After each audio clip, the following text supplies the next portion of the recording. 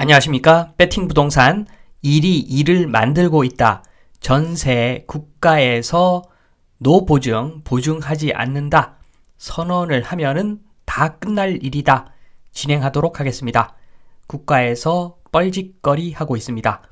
전세 제도, 요걸 국가에서 인위적으로 보증을 하고 여기에 세금을 투입하다 보니까 모든 문제가 만들어지고 있는데 그냥 시장에 맡기면 끝날 일입니다. 동아일보 중개사, 세입자에게 집주인, 세금 체납 등을 설명해야 한다. 공인중개사법 시행규칙 개정안이 입법 예고되었고 올해 안에 도입될 전망이라고 합니다. 요 내용은 뭔가? 주요 내용은 요겁니다. 중개 대상물 확인 설명서 내용에 보면 추가 확인사항, 요게 추가되는 거죠. 앞으로는 확정일자 부여 현황, 국세 및 지방세 체납 현황, 전입세대 확인서, 최우선 변제 금액, 요런 것들을 표기를 해야 된다. 요게 핵심 내용인데 요거를 보려면 기본적으로 임차인의 경매 배당을 알아야 됩니다. 임차인의 경매 배당, 결국 추가 확인 사항, 요거는 대항력과 경매 배당 순위에 관련된 문제를 해결하려고 요런 안을 내어 놓은 겁니다. 법 개정안을. 일단은 임차인의 경매 배당부터 보겠습니다. 요걸 알아야지 이해가 되기 때문에 요것부터 보겠습니다. 간단하게 보면 기본적으로 임차인이 우선 배당이나 최우선 배당을 받으려면 우선 배당은 순위에 따라서, 순위라고 하는 것은 먼저 계약한 사람이 우선순위가 있는 것이겠죠. 그래서 우선 순위에 따라서 배당받는 것이 우선 배당이고 최우선 배당은 그 순위와는 무관하게 특정 요건을 만족하면은 먼저 다른 사람들보다도 먼저 최우선으로 배당받는 거, 그 내용을 의미하는데 요 두 개 중에 어떤 것이라도 받으려면 기본적으로 전입은 필수입니다. 전입은 무조건 해야 되고 배당 요구도 무조건 해야 됩니다. 전입과 배당 요구, 요것은 필수 조건이고 여기서 확정일자가 있다. 그러면 최우선 배당뿐만 아니라 우선 배당까지 받을 수 있는 것이고 확정일자가 없다. 그러면 최우선 배당만 받을 수가 있습니다. 그래서 지금 입법사항, 개정사항, 추가 확인사항 중에서 핵심은 최우선 변제금 요 내용이라고 봅니다. 2023년 2월 21일에 개정된 내용, 서울은 보증금 1억 6,500, 최우선 변제 금액은 5,500입니다. 그래서 내 보증금을 다 돌려받으려면 보증금이 5,500을 넘어가면은 100% 배당을 받기가 어렵다는 이야기인데 조금 넘어가도 됩니다. 최우선 변제금이 5,500이다.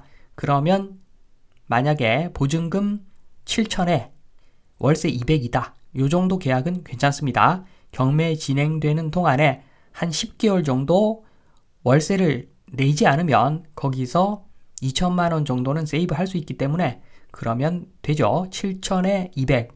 뭐 이런 것도 큰 문제가 없습니다.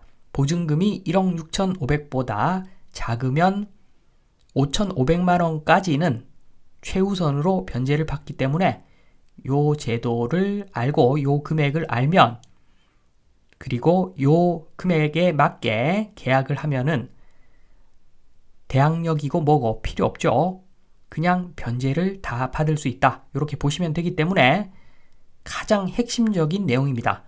요렇게만 계약하면 되는데 간혹 가다가 임대인이 요구해서 또는 임차인 의지에 의해서 보증금을 높게 계약하면은 거기서 문제가 얼마든지 발생할 수 있는 것이겠죠.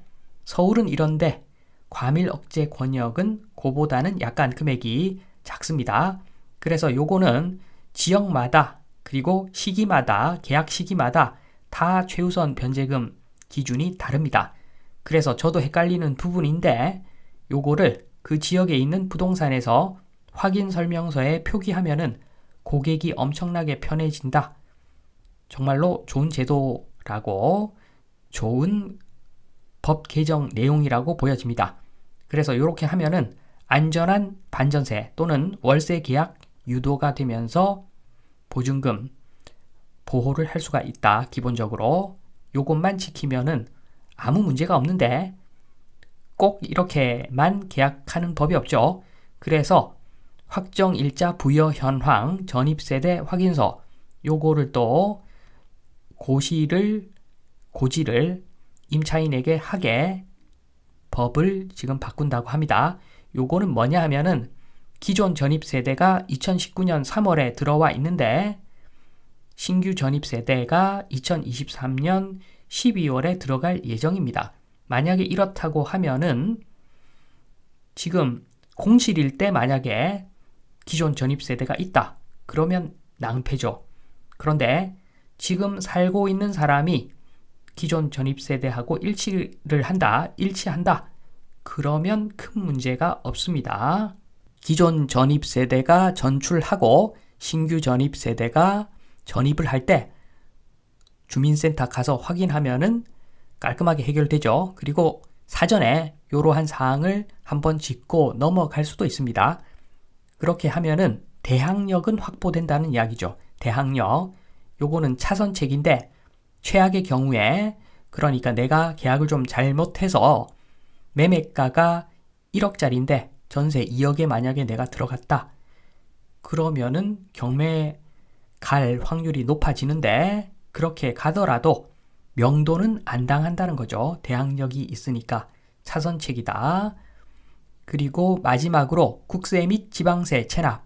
요거는 뭐냐 하면 임차인이 만약에 2019년 3월에 전입하고 전입 신고도 하고 확정일자도 다 받아두었는데 국세 체납을 집주인이 국세 체납을 2023년 9월에 했다 라고 하면은 그리고 그 이후에 경매로 넘어갔다 라고 하면은 옛날에는 세치기를 했습니다.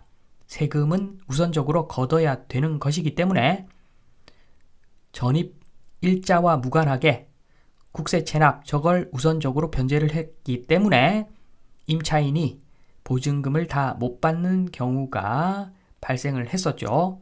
그런데 요게 법이 개정되어 가지고 올해 아마 시행되고 있을 것 같은데 만약에 올해가 아니면 내년에 시행하겠죠.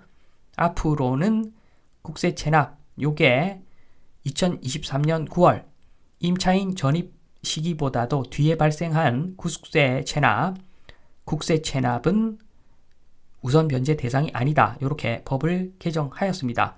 이 이야기는 결국에는 세금 누수를 통해서 임차인을 보호해준다. 이런 이야기입니다. 그래서 이래도 뻘짓거리, 저래도 뻘짓거리입니다. 제가 봤을 때 임차인의 돈도 국민의 돈이고 세금도 국민의 돈이고 어떤 돈으로 어떤 돈을 막는가 이런 문제인데 국가가 이걸 왜 보장해 줍니까? 그냥 월세 계약을 장려하면 끝나는 일입니다. 끝나는 일. 그런데 왜 이러고 있는가? 이런 뻘짓거리를 왜 계속하고 있는가? 전세 제도를 활용해서 매매 가격을 저 위에 높은 곳에서 유지시키려고 하는 행동입니다. 결국에는 인구 절벽과 함께 자연스럽게 전세 제도 사라지면은 수직갭 하락이 있을 건데 나중에 언젠가는 가격이 떨어질 건데 지금 하고 있는 법 개정 활동 전반적으로 국제적인 뻘짓거리입니다. 국제적인 뻘짓거리. 이런 짓거리 하지 말고 그냥 시장에 맡겨가지고 전세 계약했다. 그러면 임차인이 책임지고 잘 알아보고 계약해라. 돈 떼이면 그거는 우리는 모른다. 계약을 똑바로 해야 될 일이다. 이렇게 하면은 전반적으로 월세 계약이 활발하게 이루어지면서 거래 질서가 자연스럽게 확립이 될 건데 이런 뻘짓거리를 하고 있습니다. 매매 가격 보호하려고 이런 거 하면 안 된다 말씀을 드리면서 이만 마치겠습니다. 감사합니다.